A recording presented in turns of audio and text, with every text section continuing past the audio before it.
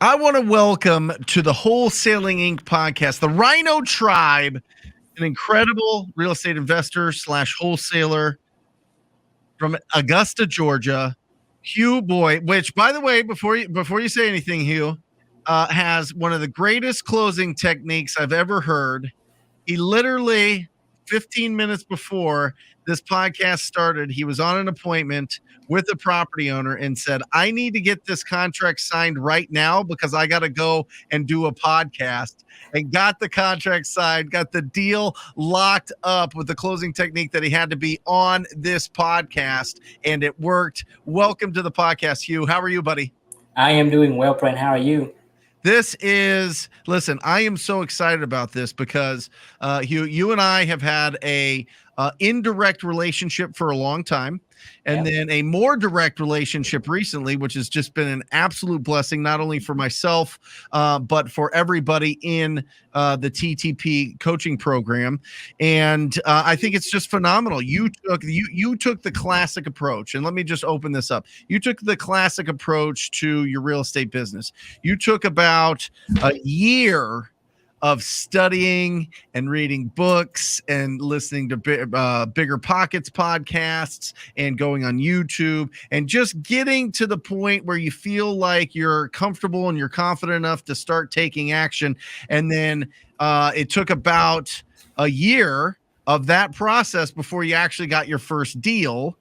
So let's talk about that. Let's talk about what was the magnet that drew you into being a real estate investor and a real estate wholesaler? So I gotta go back all the way because like I am not a native to America. So actually I moved here when I was 16 years old. At the time, like do not even know how to speak a conversation with a American because was how bad my English was. Um, so remember receiving a D in one of my PE classes because the teacher was telling me to do a bench press, and while sitting there doing some curls. So it's like nope. But fast forward, that's why I choose when I go to college. I choose engineering as my major because I hate TTP. Man, I'm sorry, no offense, but at the time I hate TTP. I don't want to talk to people. That's why I choose like nerd out into like the technical world. Right. Fast forward, graduate college in 2017, had a job for the first 2 years and just realized I hate engineering even more. It's one of those things where you study one thing in class and then when you're trying to apply it to the real world, something just doesn't click for me. And that's when I decide, hey, how do I get out of this office, 9 to 5? Because if I gotta be here for the next 40 years, I'm gonna be so depressed, man. I gotta find something quick. And that's when I come across real estate. I know that my dad used to do real estate a lot during his early age, so it's always in the back of my mind. But it wasn't until the point where I just hate the way my life is Sure. to be able to push me to pursue another option.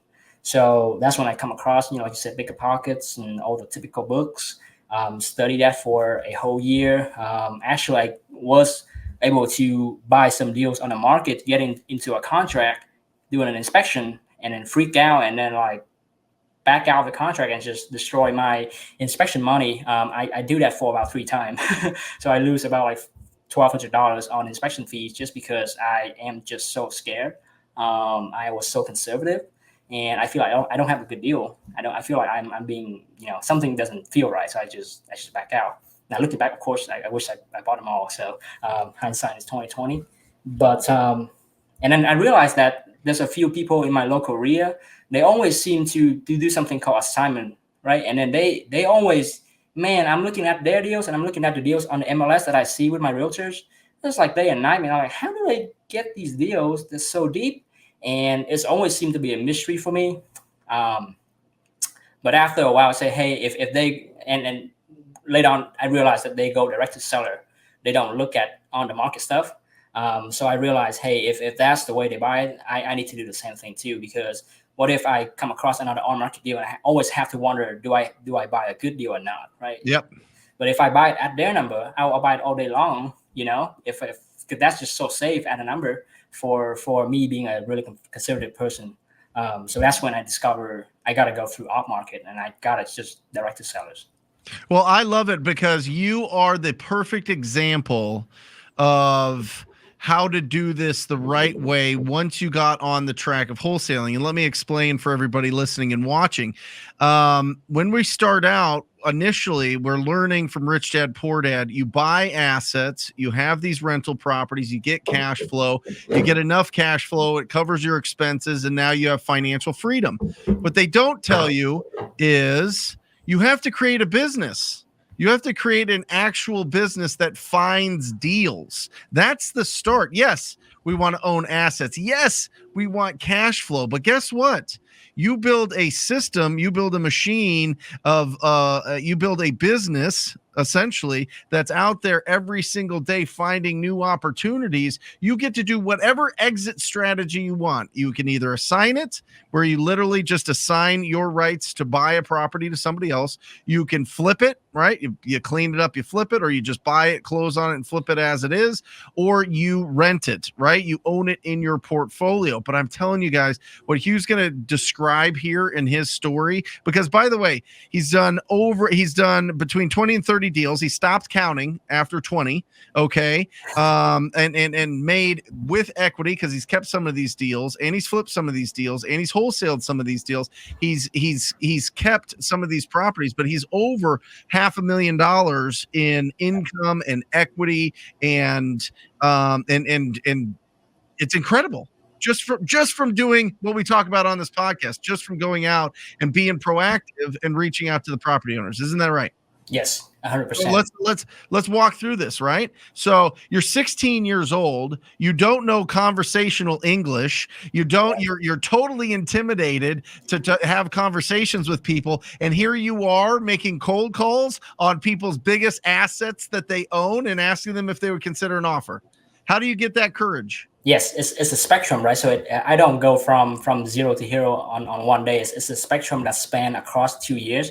And now looking back, I have a way that I do it. So when I first start, it's always raised my comfort level a little bit every time. So when I first start to market directly to seller, I do direct mails, because hey, I don't have to talk to them. I can send them mails and they can call me. So I mean, that sounds not scary at all. So I'm doing mails, and I remember at a time that somebody told me to stick with a process for at least 6 months. So I carry that advice still through to this day. But when I first doing direct mails, I do it 6 months, and I actually that's how I got my first deal, was through direct mails, actually. Just finally on month 6, somebody starts to respond, and they actually have a deal that make the number works, and we lock it up, we assign it. I actually remember, don't know anything at all about wholesale. I don't even know what contract to use. Don't know the whole process, what attorney to even use. But what I do know is I connect with a local rehab guy that helped me through that whole process, and he said that all you need to do is get a contract to me. I'll take care of the rest for you, and we split it 50-50. So I make about $11,000, split it 50-50. So I make about $500 bucks, but it's not much, but it showed me the whole process. So I know on my next deal, I know what attorney to use, what contract to use, how to market it, and what to ask for, and all of that. So during my first deal, I want to say I pay half the commission to someone else, but I don't regret it, because that's how I learned. Oh, and it's incredible. I mean, that is how you listen. You're not going to learn from reading a book. You're not going to. You're going to get. You're going to get energy from this podcast. You're going to get instruction from this podcast. You're not going to get deals from this podcast. You're going to get deals from taking what you listen to in this podcast and going out there and having a quality conversation with the distressed property owner. And that happens either by you sending out marketing and they giving you a call, or saving the money and trading your time for the money, because maybe you don't have a huge budget when you start. Maybe you don't want to start with a huge budget. You want to get the proof of concept before you're really investing into this thing. And then you got to be proactive. So to be proactive, you can go and knock on doors of ugly houses, or you can call them. Yeah, that's what you can do. Yep. Right. And then all of a sudden you find these opportunities and you go, hey, is there anybody in town that will help me out? Is there anybody at this? And you've mentioned RIAs a couple of times. So just for everybody that has never heard of that, which most people have, it's a real estate investor association. It's basically like a get together. It's a group meetup of investors in local markets. They're all throughout the country, and they're fantastic. And you go and you find somebody and you say, hey, listen, when I find a really good deal, can you help me get it through the finish line? And I'm telling you, people will say yes, they want those deals. It's a free deal for them. Yes. You got 11,000, which means you got 5,500. He got 5,500 for doing what he does. It probably took him an hour's worth of work, to Yes. be honest, to blast it out, negotiate the offer, make sure it gets done, and get it done. $5,500 an hour. Trust me, people want to get paid $5,500 an hour. So be brave, be like you, go out there, make the connection, squat up with somebody that's local, and then they can walk you through the end process, and it goes really smooth. Yes. And I do want to comment on my story here. The reason why I bring up direct mail is because that's like the easiest level of comfort. Yes. But it sucked for me because it's cost me a tons of time because I used to lick my own mail, right? I used to lick them, just send them out, just like drop to like UPS and then just dump the whole box to it. It just cost me a lot of time. And then honestly, I got a deal from it, but I'm looking at this and say, I mean, it's not fast enough at sending out mails. Took me 6 months. I feel like I could be doing something different. This is when I do some more research. And one thing that keep coming back to me is two things. One is cold calling and two is texting. Now, at the time, I still have my engineering job, so I had to be from 9 to 5. And I logically think that, hey, I can text while I'm at work. You know, I don't have to work all the time. I can goof off for like, half an hour just trying to blast out a text and then respond to one off here and there when I'm at break and something like that. And number two, I hate talking to people again. Like, so texting just seemed naturally for me that anything I can do to reduce the amount of time I have to talk to people, I would do it. Yep. So for the next, I would say the next 12 to maybe like 18 months, like even just like right before I work with you, all I was doing is texting, and it's been like phenomenal. I closed pretty much a deal or two per month from just texting alone. So, but again, like the way I do it is, I would send out a text and I would follow exactly your advice. Right? I would pre-qualify for as long as I can. I'm sure I can, but if I can at least get their condition and their timeline, as long as I got those two, I'm gonna hop on the phone right away because the motivation and the price sometimes it's harder to get them out via text. So if I got the first two pillar, I'm hopping on the phone and I talk to them and I go from there. And wait, but Hieu, you still have to talk to them at some point. Yes. So how does that go? Like you're texting with them, you're doing this thing, and then you get them on the phone. Are you nervous? Oh, Are you yeah. like, okay. Mm-hmm. So what do you do? How do you get through it so that you can actually build trust and build a relationship with this person that's in a distressed situation? Yeah. So I feel like cold calling or talking to people, everything I do is a skill that can be broke down by a process that I can improve on if I take a focused approach to it. I like to compare everything to weightlifting because that's my favorite hobby besides doing this. So if you bicep, right? Me too. So if you when you first go out to the gym, you don't know what to do. So what do? You go home, you watch YouTube, you see how other people do it. You're trying to watch like 10 videos on the same topic and see how different people have different approach, and you see which approach can resonate with you. So I am the same way. After my first or two second conversation, actually before I even pick up the phone to call somebody, I watched probably like 15 YouTube videos on like several recordings, what to say, what to ask for. But even though I watch a lot of the YouTube video, it doesn't prepare me for my first one. So I have to go through the suckiness of talking to someone. Sounds really horrible. Don't know what I'm doing. And then have the humble to go back and say, look, I don't know what I'm doing, but I think it can be improved. Like any skill, like just like working out, it can you can observe somebody else do it and then practice it enough to the point where you get better over time. So and look at you now. You're at 30 deals. You know what I mean? You have spoke to every single one of those sellers, right? Right, correct. Have you ever spoke to a seller that didn't do a deal with you? Oh yeah, all the time. Right? Yeah, all the time. So it's reps, right? Yes. It's reps and refining. And so when you were starting out and you were having conversations, was there certain things that were tripping you up? I'm just curious. Is there certain things that maybe you couldn't pull out of the seller, or was there certain parts where you didn't feel confident that now you do feel confident?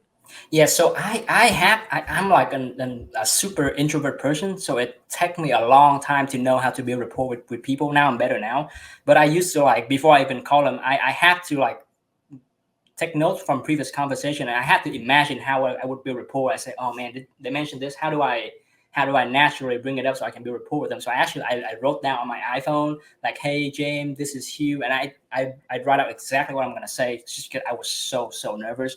And building rapport is tough, man.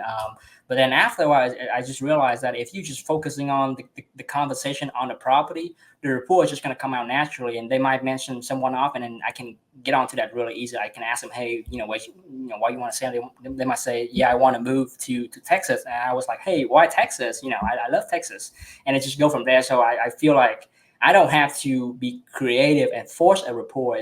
If I can just focus in my conversation on the four pillars, there's just going to be stuff coming out of that I can latch on later on. So tell everybody what the 4 pillars of every conversation you have with the seller are. So I always go in this order. I want to go with conditions. I ask them how, if they have done any upgrades to the property, the timeline, if we agree on the price, when would you want to sell it? Number 3 is motivation. It sounds like a beautiful property. What motivates you to sell it? Or, you seem to get it steady rent. And also sometimes I mentioned now that, hey, with all the inflation coming, where's you going to dump your money because it's going to get eaten up. So just have different ways to ask the questions. And the last one is I'm going to ask them for the price, obviously, how much you want for it. So Hieu, you got it right there. Condition, timeline, motivation, price. Beautiful thing is when you get the condition out of them and the timeline, typically they give you the motivation, which is the greatest one. I always think that the most awkward conversation is why are you selling it as opposed to what price do you want. Price, I have no problem. Price, I can ask them 15 different ways and techniques to try to find out what their expectations are. But the motivation is really what we're looking for. Like, is this somebody that wants to trade equity or price? Let's call it potential equity / price for speed and convenience. That's what we do. That's what wholesaling is. Wholesaling is the art of finding discounted properties, and people will want to get lower price to save on time and convenience. That's it. And it's not just people that are going to foreclose next week. Like, that's always what I thought, Hieu. I always thought the only reason people would sell for such a discount is because they're about to lose the property. That is like 1% of the deals that I've ever done. 1% had a strict, like, we're going to lose the house timeline. The rest of them, it is a free willing choice. And it happens every single week of the year for us. And it's the same for you, Hieu. I mean, you find these people, you got to talk to a lot, but you have to understand 6 to 10% of the real estate market's in distress at all times. That's from the US Census, right?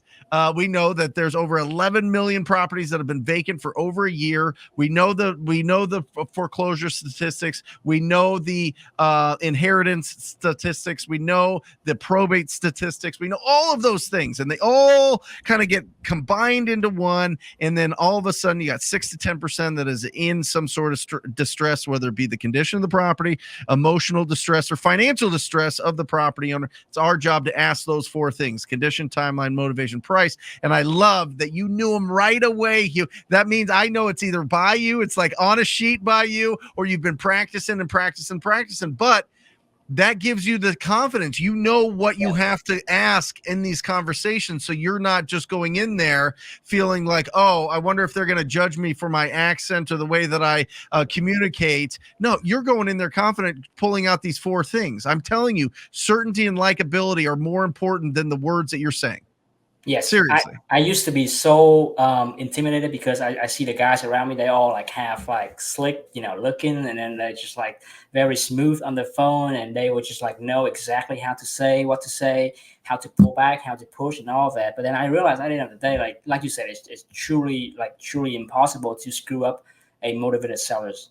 I have talked to so many people that I text them the first day, and I close the deal on the second day. It's just literally happened on the span of 24 hours if they're truly motivated enough. So it's almost impossible for like even a guy with like a thick accent and just like stutter all the time. And if I cannot screw it up, and then I'm pretty sure you cannot screw it up.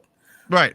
Moved to this country at 16, engineer, introvert, getting on the phone and absolutely crushing almost 30 deals. I mean, you're such an inspiration. I couldn't even imagine. I couldn't, Hieu. I mean, I feel like I've gotten all of that stuff, right? I've gotten all of the born here, know the lingo, I've been talking forever, been in real estate since 2004, all these things. And I couldn't imagine having to overcome all that and learn the nuances and learn the conversation styles when it's asking questions and responding, and when they ask you a question, you respond and then ask them a question to control the conversation. I mean, you've learned all this stuff in a couple of years, and that's because you've been obsessed. The reason why I want to highlight that is because I feel like for someone with just a low starting point like me, and to get to this point right now, like talking to people is in my blood now. The 4 pillars in my DNA, so I can. Yes. I remember it without even have to think about it. It's just like snap responses. But all I want to say is if I can come from just a low point to this kind of level, it's all in the reps, it's all in the training. Everything can be improved even from such a low starting point. So yeah, it's all learned. The beautiful thing about this business is we've already done it. Right, Hieu? You already got a roadmap. You already know what to do and who to call and what to say and how to pre-qualify them and what to do on appointments. It's already laid out there. We don't have to reinvent this thing. Anybody can learn this. Anybody can do this. That's what's so incredible about this business. That's why it's the best business, in my opinion, ever. And I think that people should really start focusing and maybe switching their strategy instead of, I want to buy a rental property and flip and do all these other things. And I know you do this, Hieu, so I'm kind of talking to you here too. But building an actual business where you have people running it and you work a couple hours in it and get passive income to the tune of $1 million, that is an incredible lifestyle. That's an incredible thing. And then you take your excess funds after tax funds and you're buying all these incredible properties and you're getting the best properties. It's not just the properties that you get because they're a deal in the middle of nowhere. No, these are in the best school districts. They have the best appreciation. You get the best tenants because they really respect the area and love the area and want to be there. That's what we're talking about. Build your wholesaling business to find all these deals and you get everything else. I'm so guilty when you said that, because I know after my third deal, I was like, hey, I'm gonna buy this one. I'm gonna just live in it. I'm gonna just fix it up. I'm gonna rent it, and I do everything myself. It's just my nature not to trust people when I first start doing something. It's just in my nature. I cannot find if I don't know how to do it, I'm not gonna outsource it. If I don't know how to manage my building, I'm not gonna find a property manager. If I don't know how to fix it up, I'm not gonna hire a handyman. So it's just almost in my blood to always start to do something first by myself. So this way I can appreciate the money I spend when I hire out. It's just my philosophy. So exactly after my third deal, I got a smoking deal, and it's just almost impossible to not keep it. So I keep it, but the only problem is I spend so much time, and I'm regretting it now. I'm spent so much time just brushing the paint and then scraping off the floor. It took me a whole 3 months to fix up those duplexes, and I don't do any deals. Of course, all my time I spend doing labor job where I can easily hire out. So I'm so guilty of that, and I gotta say now I learned a lesson. I would never do the job that I can hire out to people that are more skilled than me. So right now, even if I have rental properties, flippings, the way I do this flipping, I have a partner, so he handles basically all the flipping, so I don't even have to worry about it. Yep. On the rental, I found a super good crew that they know how to do A and Z. I even give them my credit card to they can charge however they want, just because I trust them so much, and I know that they're always looking for my best interest. So my rental portfolio is really passive now, where I can buy a house, give it to them, they'll fix it up, they charge me later, and I know that I was going to get the better price than the next guy. So, but then at this point, I never stop my lead generation. We can get into how I get into cold calling, but now I'm getting to a rhythm where it doesn't matter what happened. I'm just going to do lead generation every single morning without fail, every single day. Talk to us. Go. What's your schedule? So for right now, I start from between 8 or 9, and I call usually between 2 and 3 hours. And my target is if I can talk to between 20 and 30 contacts per day, it's a good day.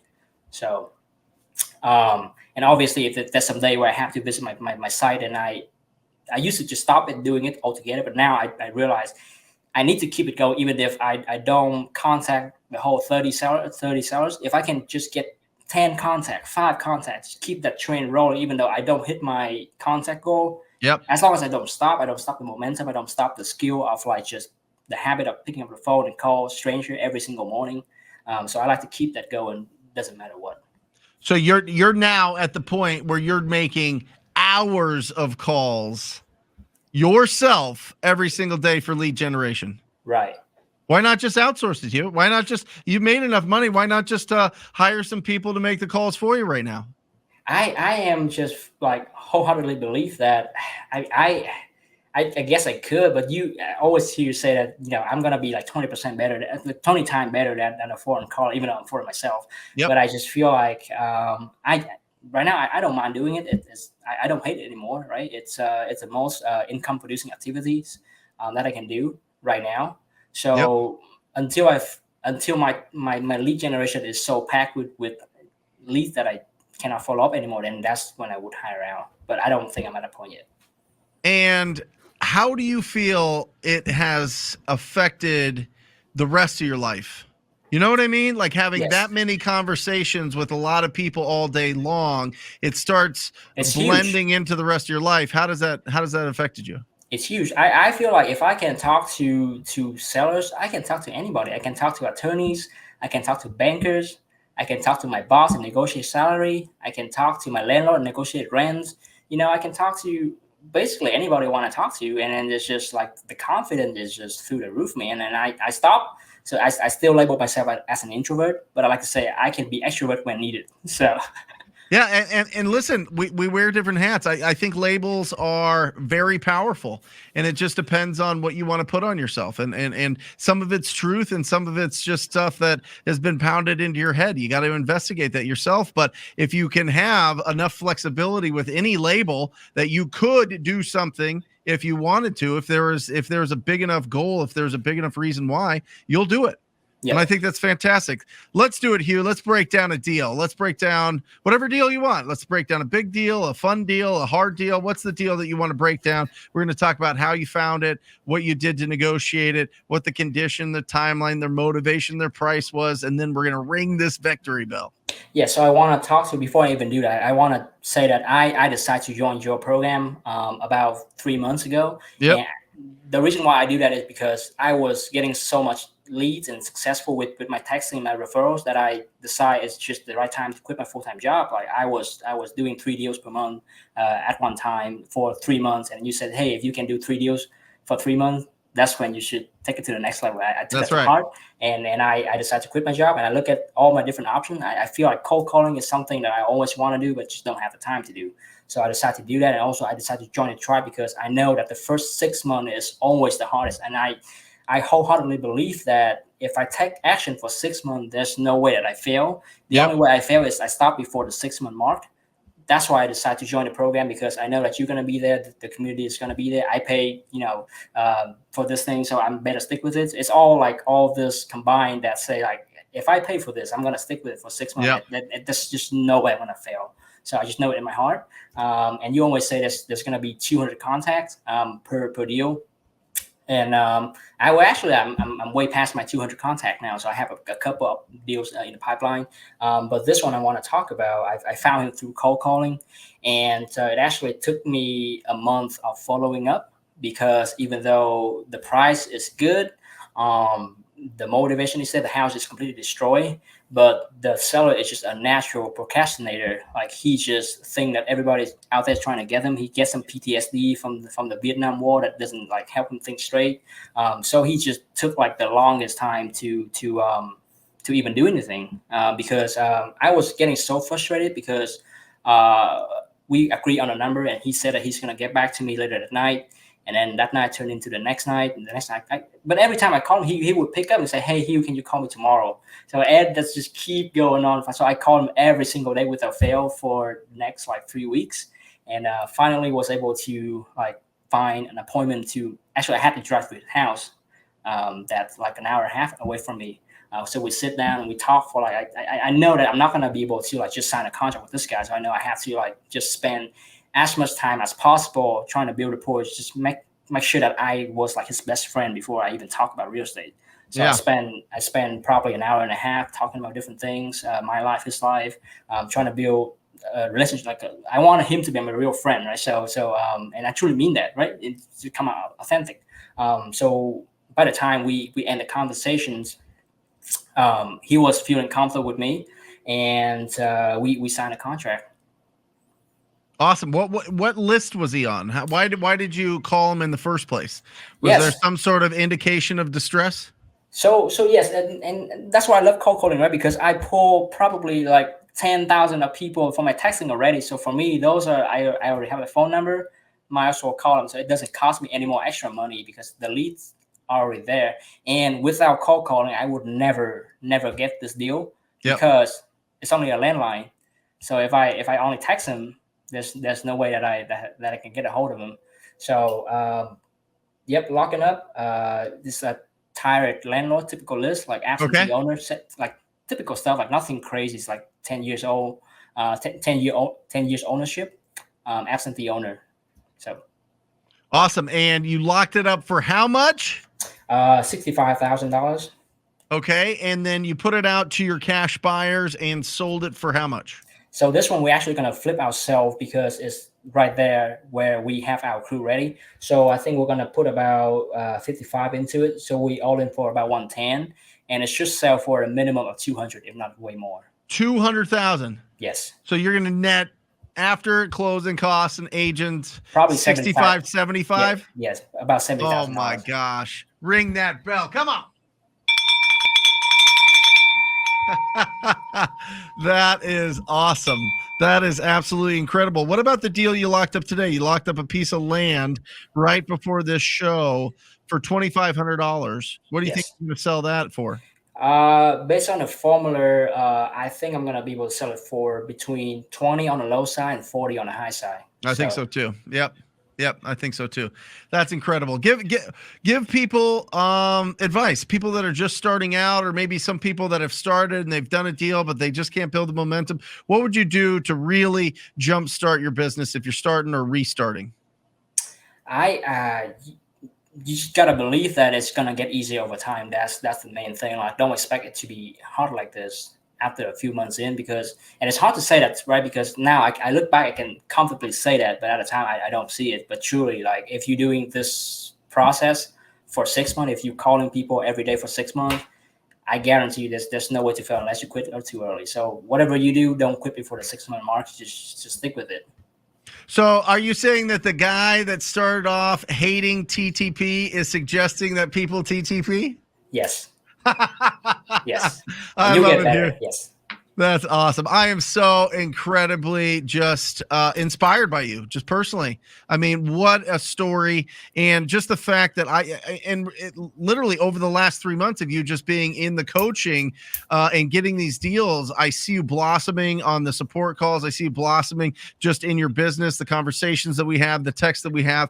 It's absolutely incredible. And I think that you're really getting to that point where you're getting to that almost like superhero bulletproof place where you know that you can get predictable business if you stay focused and keep the lead generation going and locking up these deals and getting these deals sold. So I'm so incredibly happy for you. I really am, Hieu. I mean, you're an inspiration to everybody, for real. Thank you, Ben. I appreciate you saying that. That's awesome. How can people get a hold of you if they want to reach out? I know that you're not on Instagram. That's that whole introvert thing, right? No, I'm just kidding. Is there a good email that maybe people can reach out to you, or Facebook or something? Yeah, so my Facebook, if you search for hieu.bui.140, that's my URL right there. And I am very active on Facebook. Like Brent said, always get loud. So I post every single deals I close. I post, I raise private money on Facebook. Yep. I post my flip progress on Facebook. So everything is on Facebook. And you can also just email me at hbuinvesting@gmail.com too. If you want to reach out. And I know that there's some people that need some help when they first started with cold calling or whatever. I'm here to serve. Awesome. I love it. And anybody, listen, if you're in Augusta and Athens, Georgia, those are the two main markets for Hieu. Make sure that you squat up. He's obviously getting these deals sold, and he's a buyer himself. So make sure if you've got some opportunities there, right? Bring it to Hieu and connect. So thank you, Hieu. Thank you for being on here. What an inspiration. I think everybody can take. And really, I think it's a perspective change that goes, okay, if Hieu can do this, I can too. You know what I'm saying? That's my message. That's the biggest message right there. If you can to it, soak in other people that didn't have to come over the certain the challenges that you had. So I think it's wonderful. Thank you, Hieu, for being on here. All right. Thank you, Brent. You're the best.